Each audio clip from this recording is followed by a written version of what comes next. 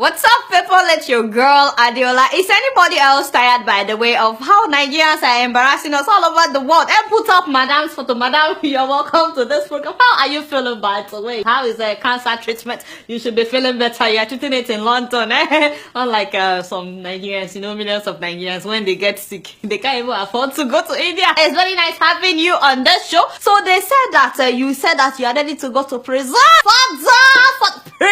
Father. I don't understand, Madam Madweke. For years, we've been saying you be thief. As in that you stole money is what I'm trying to say. Money meant for the betterment of the future of millions of Nigerians. But you denied every single allegation. But now that America is involved, now that America is revealing all the secrets, suddenly you are no longer denying it. Now you are saying that you are ready to go to jail. That hurts. That hurts. As if we Nigerians that have been saying it, as if we are mumu. It is only when America says it that it becomes an issue. Wait a minute. Oh God, you not told us this. So he said America would know. Whether one person or a group of people steal $20 billion, America will know and say this will keep that money there. By the way, this money is part of the missing $20 billion that former President Goodluck Jonathan told us at that time was not missing, because he said that if the money was missing, America would know. So now, Madam is speaking. She exposed how she allocated several oil lifting contracts to Aluko as well as Amakore, despite their lack of technical expertise or capacity to operate the oil mining leases. Yes, they couldn't do it. In fact, they subcontracted it to third party, and then they made tons of money by not fulfilling the obligations stated in the agreement. But she gave it to them because in return, they bought Madam several properties in different parts of the world. I mean, you guys have been saying several properties allegedly in the name of Alison Madweke. We've been saying so many $1 million properties in her name. Apparently, this is how she got those properties, and of course they wired millions of dollars into her account. By the way, I thought I should mention that Madam wants us to know that the furniture that they bought for her was only $4 million, so not more. It's just $4 million. This is for the enemies of progress. All of you that have been saying that she spent a lot of money on furniture, she wants us to know it is not that much. It is only $4 million.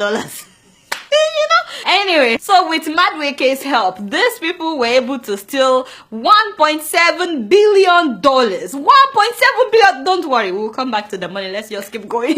So imagine the biggest foreclosure ever in New York City is a property owned by a Nigerian. Just imagine the embarrassment I felt when I heard that. They used our money to buy $50 million apartment here in New York. Please let Nigerians see what these people used our money to buy. $50 million apartment. And then there was another $80 million that was spent on a yacht. I said, when Beyonce turned 32 and she went cruising with her husband, we did not know that that was that they were cruising on our money. You see, Nigerians, of course she paid. I mean, Beyonce paid like $900,000 or something. So she paid. But the money, as in the yacht, that was our money that was cruising for the 32nd birthday. And let's not forget about the house that he bought in California. He bought that with $24 million. Yes, it is our money. As a matter of fact, he already sold that one. And then the man had 3 private jets. 3, not 1, not 2. What do you do with 3 private jets, by the way? I don't know.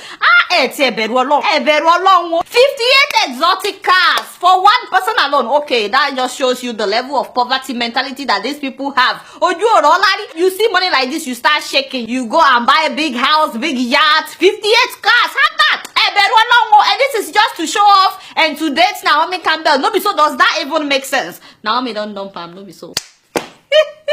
Naomi don't dump him. She don't move on to somebody else. You see, this is how these people let models take our money. But it pains me because I always think about what this money would have done in Nigeria. You guys remember that beautiful airport in Zimbabwe that I've been showing you for some time now? Victoria Falls Airport was built with $150 million. As father, 150. I mean, think of how many of that we would have now in Nigeria. 11 of such airports would be in different places now in Nigeria. In fact, forget about Zimbabwe. Are you guys familiar with the Enfidha International Airport in Tunisia that was built from 2007 to 2009? They spent $520 million between 2007 and 2009 to build that airport. $520 million. That means that with this money that these people stole, at least we would have 3 of such airports in Nigeria. It's a very beautiful airport, very efficient. I mean, the Cape Town International Airport in South Africa was renovated and expanded in order to look as good as it is right now with $138 million. Just $138 million.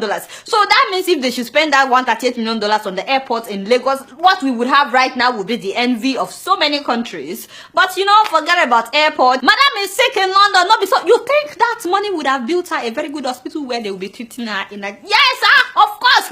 What am I even talking about? Rush Hospital East Tower in Chicago. It was built with $654 million. Not billion. I'm talking about $1 million now. And they built it in 2011. In 2011, and do you guys know how much they make at that hospital? More than $3 billion. You see how infrastructure can fuel the economy. They spent $654 million. They are making $3 billion. And you know, I'm sure some of the people that are paying big money at such hospitals will be big Nigerian officials. Don't they treat cancer at that hospital? Of course, they treat cancer at that hospital and they only spend $654 million. And guess what? They have 8,436 employees. I'm just saying that so many people would have nice jobs today in Nigeria. And what about that hospital in Texas? Yes, the Texas Children's Pavilion for Women. That hospital was built for $575 million. So $575 million. And this was between 2007 and 2012. Only $575 million was the building cost for this really nice hospital. And these people stole almost $2 billion.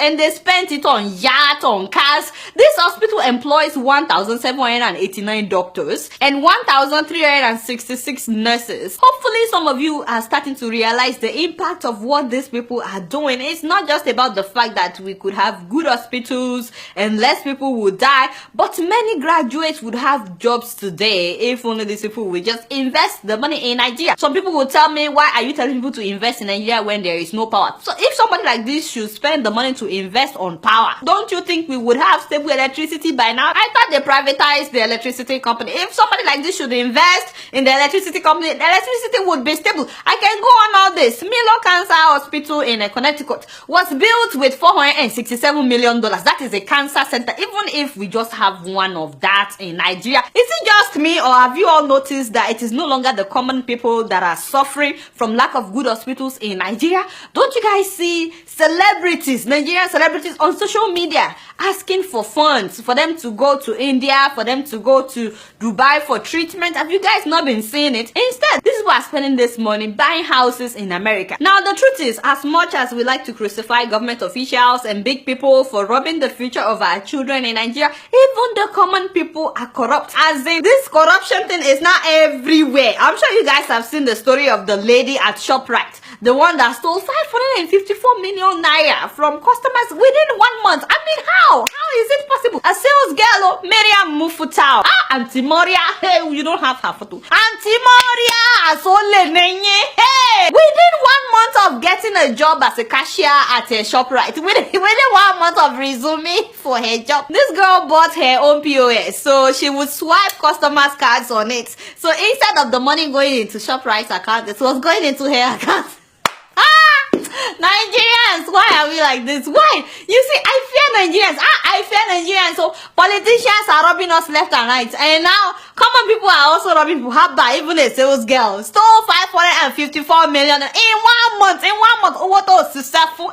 You would think that she would have stopped after 1 or 2 million or 10 million. Now, like, she had to go on 554 million until she got caught. Of course, the girl will go to prison for stealing the money. Although, she stole a lot of money, don't get me wrong, but I know some people that have stolen billions of dollars and they are not going anywhere. Just think of all the hospitals, the airports we would have today, how advanced Nigeria would have been if not for these thieves. And it's so clear that the government has failed us in Nigeria. You would think that by now some non-profit organizations will come together, even if it's just to build one badass hospital, just one that the whole world will be talking about and say, just one one good hospital of amazing standard, at least the 1 billion that we spend every year on medical tourism, at least that would now be invested back into the Nigerian economy, you know, because once we have at least one very, very good hospital, trust me, the federal hospitals, they will feel the competition and they would improve. But another thing I found really interesting is the fact that the US did not say anything for years, all this while, when these people were buying the yacht, when they were buying the apartments in New York,